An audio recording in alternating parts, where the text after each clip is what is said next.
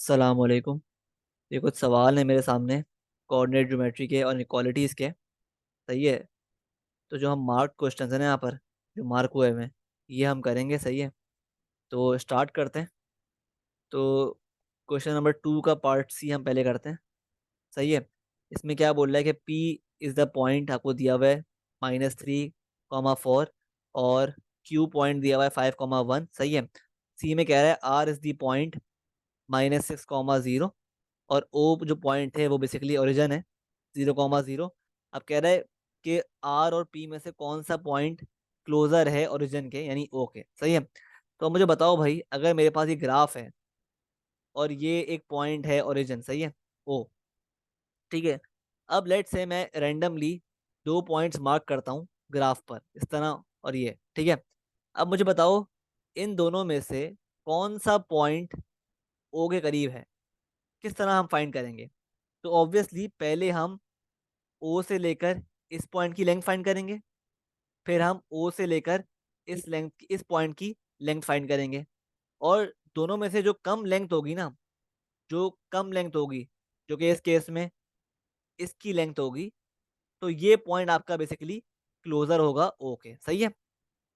तो हमें सेम काम यहाँ पे करना है, सेम काम यहीं पे करना है भाई, कि हमें पहले जो पॉइंट आर और पी है ना, उनका डिस्टेंस मालूम करना है, लेंथ मालूम करनी है फ्रॉम ओ। तो पहले हम ओ आर फाइंड करते हैं, लेंथ। तो मेरे पास ओ क्या है, ओ है 0, 0, और आर है, आर क्या दिया हुआ है आपको, -6, 0। तो अगर मैं आपके ये लेंथ फाइंड करूं तो क्या आएगी, √x2 -x1 का स्क्वायर प्लस y2 -y1 का स्क्वायर।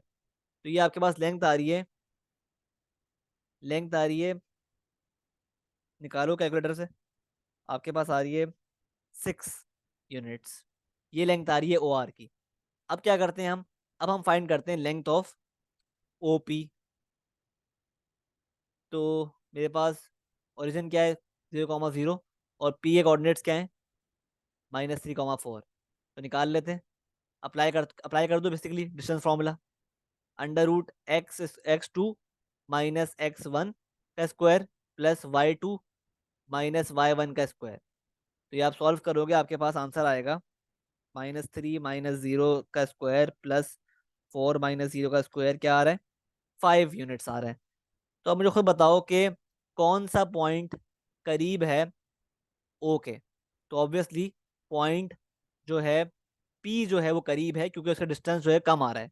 तो पॉइंट पी बेसिकली क्या है, is closer to O. I hope clear है, ठीक है।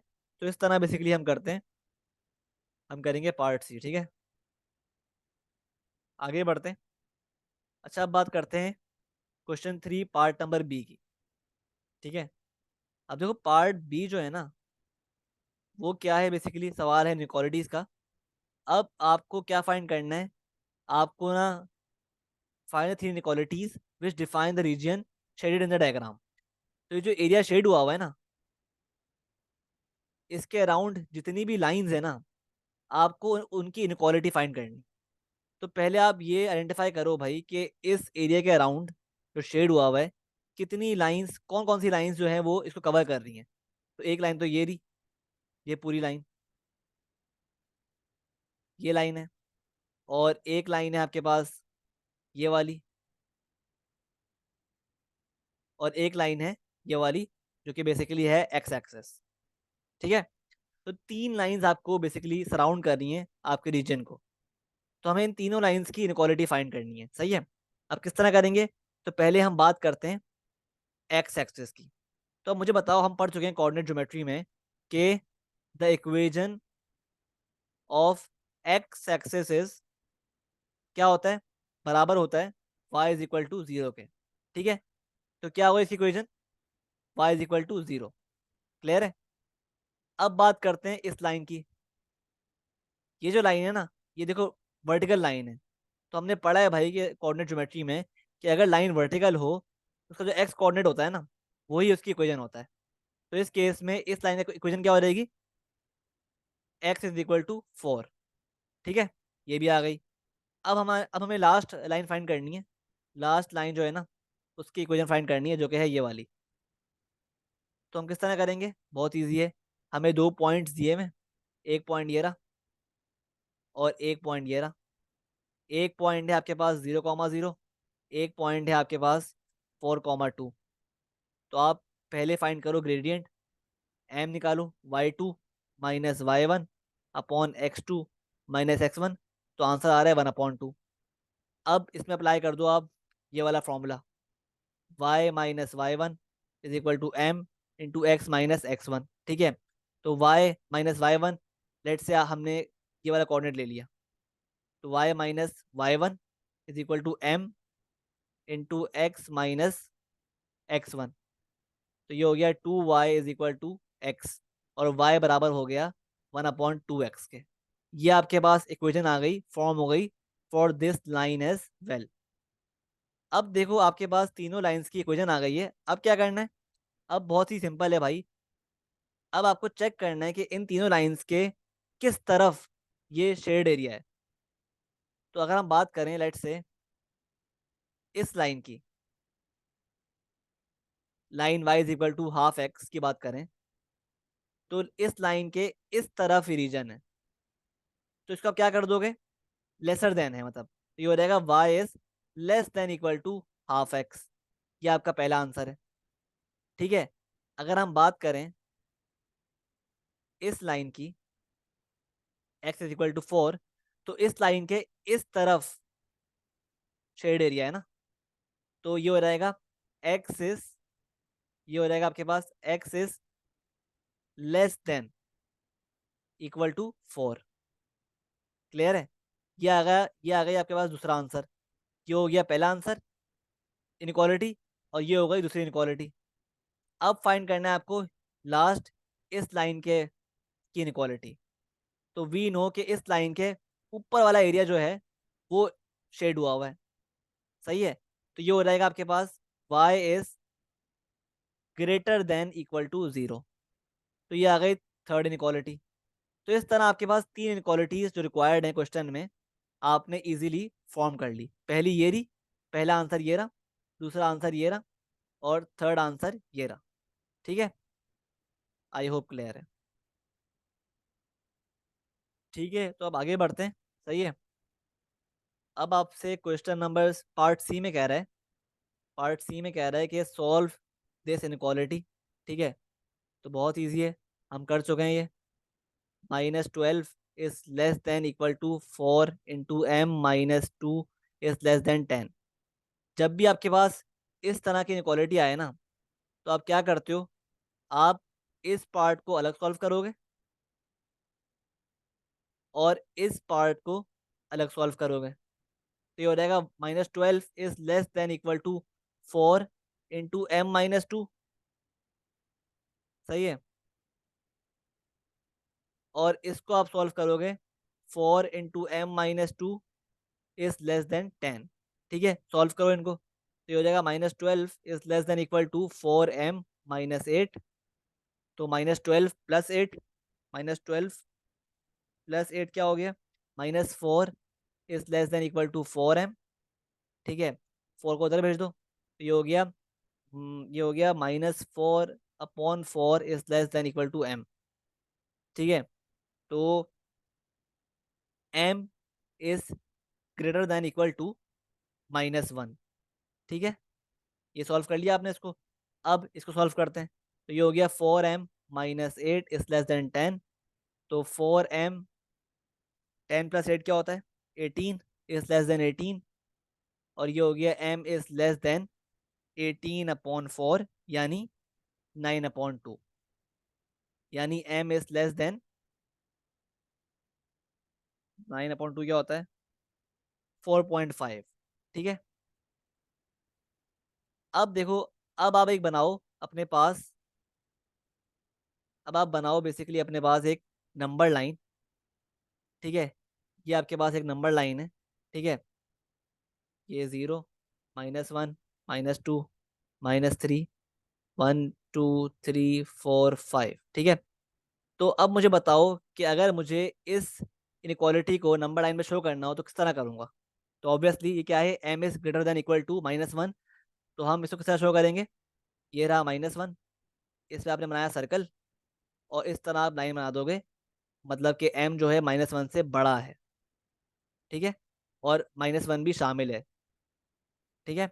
लाइक वाइज इसकी बात करें अगर, तो एम इज लेस देन 4.5, तो इसको हम इस तरह शो करेंगे कि 4.5 यहाँ पे आ रहा है, तो एम इज लेस देन,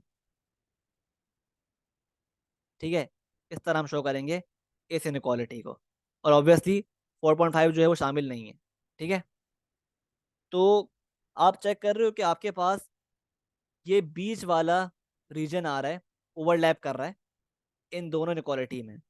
तो आपका जो फाइनल आंसर होगा ना इस केस में, जो फाइनल आंसर आप लिखोगे, दोगे, वो होगा कि m is greater than equal to -1 and m is less than 4.5।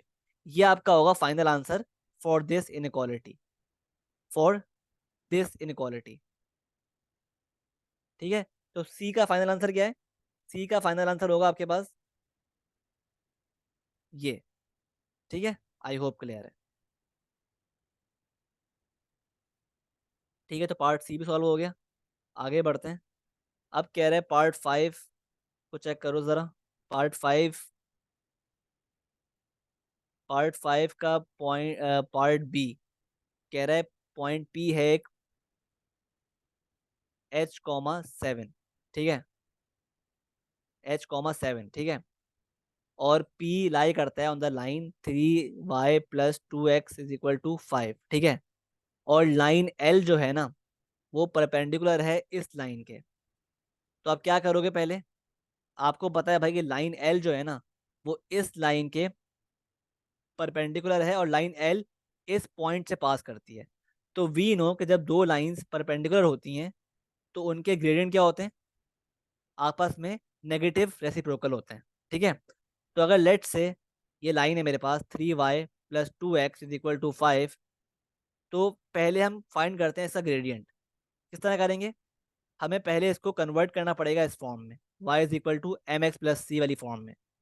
तो कर लेते हैं कन्वर्ट। तो ये हो गया 3y = -2x + 5, और y बराबर हो गया -2/3 x के +5/3, ठीक है। तो हमारे पास m क्या आ गया, हमारे पास m आ गया -2/3 फॉर दिस लाइन, ठीक है। और वो हमें कह रहा है भाई क्वेश्चन में कि लाइन l जो है वो इस लाइन के परपेंडिकुलर है। मतलब हमारे पास अगर इस लाइन का ग्रेडियंट आया है m = -2/3, तो लाइन l का जो ग्रेडियंट है क्या हो जाएगा, वो हो जाएगा 3/2। सही है, ये है लाइन l का ग्रेडियंट, ठीक है। अब क्या बोल रहा है कि find the equation of line l। तो बहुत ईजी है, हमारे पास लाइन l जिस पॉइंट से गुजर रही है उसके कोऑर्डिनेट्स भी हैं, और लाइन l का हमने m भी निकाल लिया। तो अप्लाई कर दो ये फॉर्मूला, क्या मसला है, y-y1 = m x-x1। तो y-y1 7 हो गया, m क्या है 3/2 x-x1, x1 क्या है, x1 है मेरे पास। अच्छा, एक और चीज मसला है, आपने पार्ट ए में निकाल ली होगी वैल्यू ऑफ एच, ठीक है, पार्ट ए में आपने निकाल ली होगी वैल्यू ऑफ एच। तो हम निकाल लेते हैं पार्ट ए की एच की वैल्यू। तो find the value of H क्या करेंगे, 3y+2x से =5 है, डाल दो y कोऑर्डिनेट, 3 × 7 + 2x = 5, तो 21 + 2x = 5। तो 2x बराबर है 5 - 21 के, जो कि 16। तो x बराबर हो गया -16/2 -8, ठीक है। तो मेरे पास h क्या आ गया, h बराबर है -8 के, सही है। तो h भी आ गया, तो h डाल दो यहाँ पर -8। तो ये हो गया y-7 = 3/2 ब्रैकेट x+8, ठीक है। तो 2y -14 = 3x + 24, ठीक है। तो ये बराबर हो गया 2y = 3x + 24 प्लस 14 आ रहा है प्लस 38, ठीक है। और y is equal to 3/2x plus 38/2, और y बराबर हो गया 3/2x प्लस 38/2, मेरे पास आ रहा है 19।